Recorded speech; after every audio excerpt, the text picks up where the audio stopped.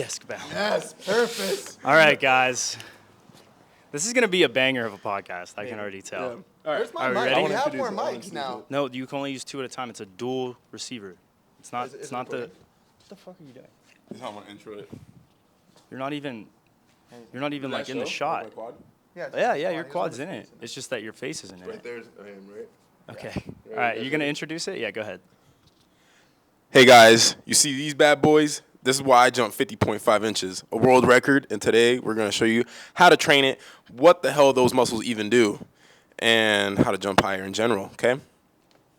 But before we do that, we want to give a huge shout out to our sponsors over there at THPstrength. If you're looking to jump higher and be a better athlete, go to THPstrength.com. Also, don't sign up if you're a fucking quitter because you're wasting our time, all right?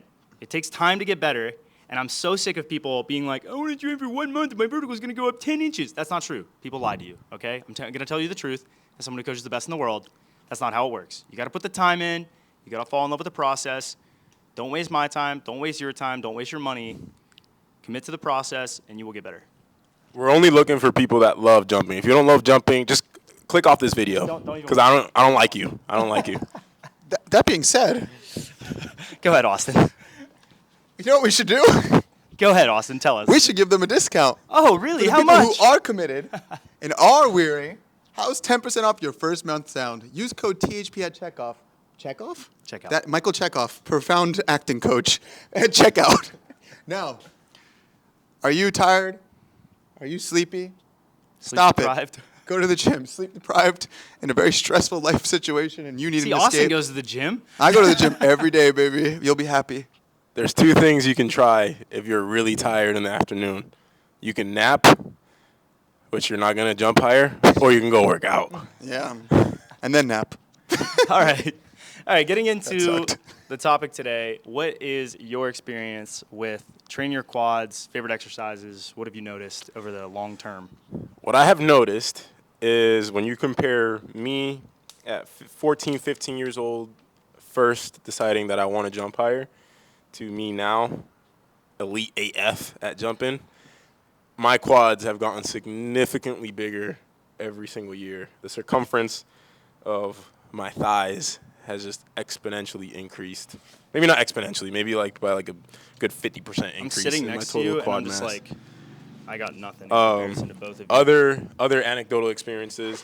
So a lot of people look at like dunkers' legs and they're like they're skinny, but you don't see the quads. The quads are covered by shorts usually. Shorts, yeah. Especially So- back in the day. Yeah. Baggy ones down Yeah, to the yeah. middle of your shin. And just from being a professional dunker and being around other elite dunkers in the world, specifically the 2-foot guys, I've always been, especially when I first was around some of the elite jumpers, I was always blown away by how freaking jacked their quads are. And you go to dunk camp and stuff, and like everybody's got freaking ripped quads, and We're one ripped quad. there's almost like a 1-to-1 relationship between how high a jumper jumps and how jacked their quads are, specifically off of 2 feet. I could go into the exercise specifically, but I think that'll be good for later. We'll cover that later on. Okay, my experience. I really struggle with deep squatting. I really struggle with doing exercises where I'm in deep hip flexion and knee flexion. So that's limited me to a lot of leg extension, and I mean in the past I'd done a lot of squatting and stuff like that, usually partials or things of that nature. But when it comes to what's the most potent for hypertrophy and then, like you said, getting yoked, I'm somewhat limited with exercises. I mean, obviously I could always do leg extension or like a sissy squat or something like that. But I've had a difficult time loading the muscle. That said, it is super important for jumping higher, and knee extension is mega important for 1 foot or 2 foot. But in my experience with 2-foot jumping, I found that just getting my quads stronger, getting them cross-sectional area bigger, and then in the long term getting my tendon healthier has been really, really helpful. So I think that it's something you have to focus on, and we can get into the kind of why a little bit later on. But yeah, in my experience, it's always helped, and I think it'll continue to help my 2-foot. I will say in terms of 1 foot, I found that getting my quads stronger was, I don't want to say not as important, but it was almost like I was focused on the connective tissue more so than just getting yoked quads. Whereas 2-foot, I felt like just getting your quads bigger and stronger is really, really, really helpful. Go ahead, Austin. I'm gonna have to agree there. It wasn't until I started training really hard with John that my quads started filling up, started jumping higher. And the way you can test this, start with skinny jeans. Do 6 months of THP, and if you can't fit your skinny jeans, it's working, and you're jumping higher. I'm not even kidding. I literally have had that same experience. Like I have. So there is literally when I first started dating my wife, I was like, let me go buy some nice clothes, and I went and got jeans. Literally one pair of jeans. And then I never bought another pair of jeans after that. And I wore every time. I don't go out a lot, maybe like once every couple weeks. And I've worn the same pair for the last 6 years. And I just got rid of them recently. It got to the point I can't put them on. I really cannot. No, I literally had to go buy some baggy jeans from like Goodwill and Plato's Closet and stuff because I don't know what really fits me, or like maybe they shrink a little bit. I just get the biggest, baggiest jeans possible, and they still look kind of skinny. But yeah, you can't be like a skater boy, see your later boy when you're training with THP, you know? Yeah, I agree with that. I will say this, leading back into some of the function and stuff, it's not just cross-sectional area, meaning like the volume of your quads, that determines your jump height. Obviously, we've seen bodybuilders and powerlifters with massive quads that don't jump high. We've also seen bodybuilders and powerlifters with massive quads that do jump high. And I've seen, they're outliers, but I've seen a couple 2-foot guys that has really skinny leg. Like specifically, who's that kid that is a 2-foot dunker? White kid. He's like 6'1", off vert. He's nasty. He's like one of your new favorite people to watch. Oh yeah, You know yeah, what the I'm guy that talking elbows. Yeah, and he's not that big at all. He's really skinny. Yeah. Really skinny. There specifically though. Dylan? Is it Dylan something? Oh, McCarthy? Yeah, Dylan Dylan McCarthy. McCarthy. There we go. Shout out Dylan McCarthy if you watch this. But I remember specifically looking at Utah dunk camp last year when we were vert testing at some like random basketball tournament, high school basketball tournament, and there was this kid. I think he was from South Sudan, and it looked like I could see his femur. Like it was like femur, kneecap, and then like tibia. That's But his levers were crazy. Like his leg, he was like legs here and then torso was like this. But yeah, I was blown away at how he could jump. 1-footer? 2-footer. Oh. It was Normally, the weirdest thing. Normally, if you look like Urkel, you jump off one, right? Myself included. To be fair, he probably was nasty off one. Probably but nasty off both. he had, the weirdest technique, like super wide split. Like they were like 7 feet apart, and then the internal rotation, Yeah, like his that's knees were like really almost common. knocking. That's really, really common. Yeah, so I think it's knee extension, quads, stuff like that, definitely going to play a big role in jumping higher. It's one of the triple extensors, which is an agonist.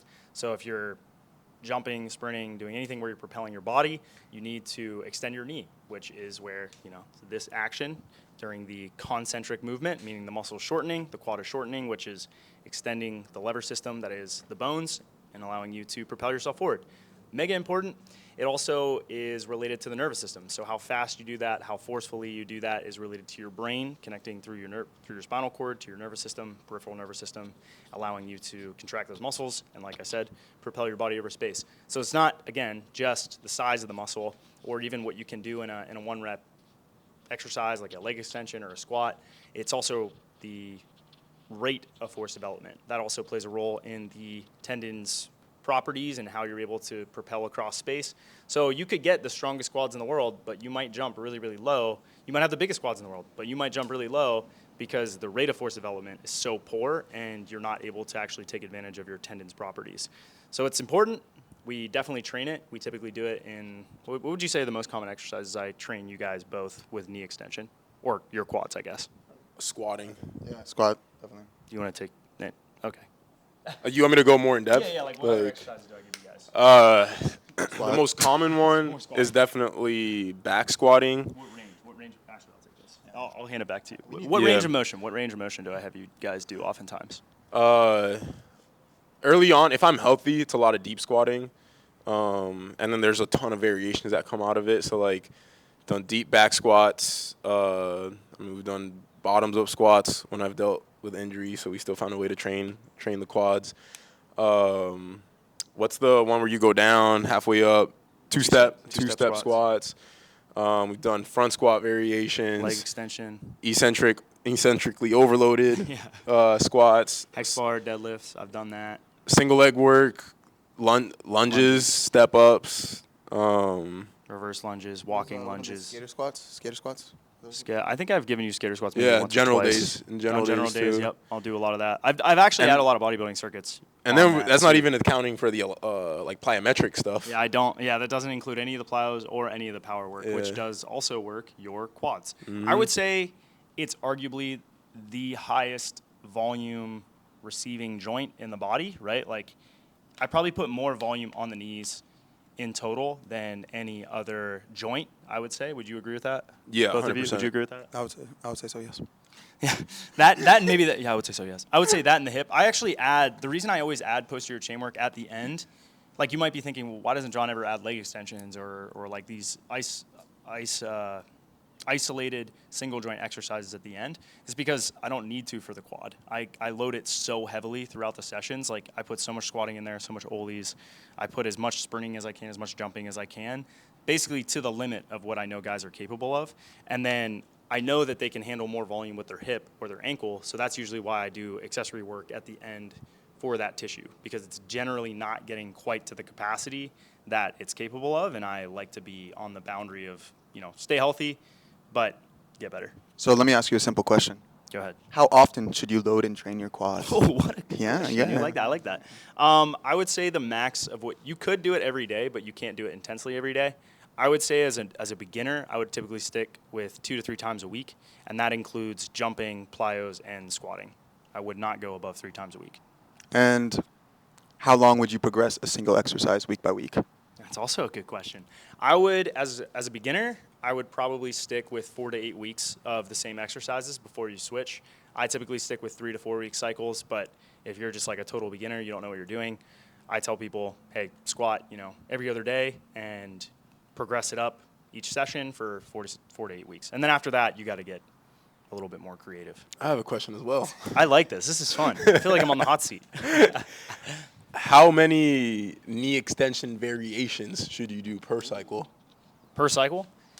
So if you're just going to look at like the main primary lift, I like to do 3 primary variations, 2 to 3 probably, and then at the ollies also 2 to 3, which will load it. Now, if I'm looking at just the jumping, then I only have that as a singular stimulus. But typically, I look at it in terms of the jump progression, the ollie progression, and the squatting progression when I'm looking at the loads on the knee. And then if I really am pushing a guy on the general days, I'm looking at bodybuilding circuits, and then also I'm looking at Olympic weightlifting circuits. But for my primary exercises, again, if I'm a beginner intermediate, I'm probably looking at 2 to 3 different variations in a given cycle, and then those are each individual variation is going to progress according to what the theme of the cycle is. Wow. Those last 2 minutes is an insane amount of value. I think out of any podcast. Yeah. That was pretty valuable. We just gave you basically a masterclass on how to program. a little bit, if you could make can- sense of it. But yeah, Masterclass. yeah. How long is each cycle? I think I said this, but He did say it? between 3 I and take 4 it back. weeks with a deload, yeah. Just ignore that. Yeah, that's what I like to do. But it changes, and it also really depends. Like what these guys were doing, I think 4 weeks ago was very isometric dominant. So they were doing, in a given day, you did 2 different exercises for the knee. And then, if you include hip extension, which still uses your knee, you're still doing knee extension in the hip thrust. Technically, you're at 3 in one day. And then you have ollies. Like it was a lot of variation. So the more advanced you are as an athlete, the more variety you need, and the more you have to dial in those variables. So if you've been jump training for more than 6 months, then it's probably time to get a little bit more creative with things. I like to be creative with everyone because your ceiling's higher. The more variety you use earlier on, the higher your ceiling is later on. And the later you'll hit that ceiling. It's crazy. I was actually looking at the old cycles, not the old ones, the ones we did March, April, because one of our athletes, I was programming for him. He was in the middle of that, and I was like, no wonder I'm jumping high right now. That training was so freaking hard. Like, I was looking at it, I was like, this is insane. That single-handedly got my 2-foot jump back. Like that's crazy. Like I'm Forced it, really. yeah, like, yeah, literally. Gonna I'm like, train you back, Yeah, boy. no, yeah, literally, it's crazy. Like what? Like I have to be like 43, 40. I think something both on of you two guys right are now. still super fatigued, and you don't even realize it. That's the funny thing for me is like, you're We're both not. so you're probably still, like if out of the hole is you're 0% fatigued, you guys are still at like 60% down in the casket, right? You're still underground. We're not even to the surface. We're not close to the surface yet. So I think it's Really? probably, yeah. I think you're probably like 2 to 3 weeks away from like being unfatigued again, I would say. Oh, wow. Yeah, 2 to 3 weeks. I think you're probably around there as well. I'm training hard though. Yeah, you have been pushing. Yeah. I mean, what did you do the other day that you weren't supposed to do? Everything. Heavy singles. Watch the YouTube And I video. jump twice a week. Heavy But singles. My volume is still kind of crazy right now. Heavy singles in your area. Isaiah loves heavy singles. All right, I feel like that's a good Yeah, place. I think feel like heavy it's a good singles in place your to stop. area is a great place Yeah, to stop. I agree. Yeah. Anyways, guys, like I said, don't sign up for training if you're not serious. Don't even watch this. Just click off it if you don't want to get better. If you're not serious about improving, don't even go to THPstrength.com. And don't use the THP Don't discount use the code code THP for 10% off. if you don't want to get better. Nope. I wanna define what serious means really quickly. This is the only type of person we're looking to train. Do you lay at night thinking about dunks and about your jump technique? Do you wake up in the morning and you're like, dang, I really want to dunk today even though I know I shouldn't? Do you get excited to go work out even though you're fatigued and you're 3 weeks in and your bounces drop, you're still having fun? That's what we mean by being serious. And do you stare at yourself in the mirror for at least 20 minutes a day, half naked, checking out your abs because you've worked so hard in the gym to get there? If you're that guy, you might just be Austin's type. What's a not serious athlete? What is a not serious athlete? My type. I like, the type of athlete that stares at themselves. A in the not mirror for here. 20 minutes. I'm gonna describe not serious athlete. Oh, yeah, go ahead. You like playing basketball. You saw a video of me jumping high on Instagram, and now you're like, I want to do that. But you have no idea what it takes to actually get there. If that's you, Don't wait, sign up. Just watch a few more Yeah, videos. spend more time See if you studying really wanna do content, this. See if this is actually something you want, because it's hard to Go get better. have a low rim dunk session. Actually, Go low rim. Before you ever want to sign up, go dunk on a low rim for like 30 minutes and see if you like it. Yeah, if you like that, you'll probably be a good fit. And if you like to get stronger, be a freak athlete, get faster, if you like that stuff, which requires training, Go in the gym and do heavy singles and let me know if you like that too. yeah, 'Cause don't you'll do probably- heavy singles, do heavy squats. Also, Okay. you like being skinny, but also really strong. So if people, because if people, you're out and you think people want to fight you, but Okay. you're actually the strongest person here. Love you guys. Oh, Bye. Thanks.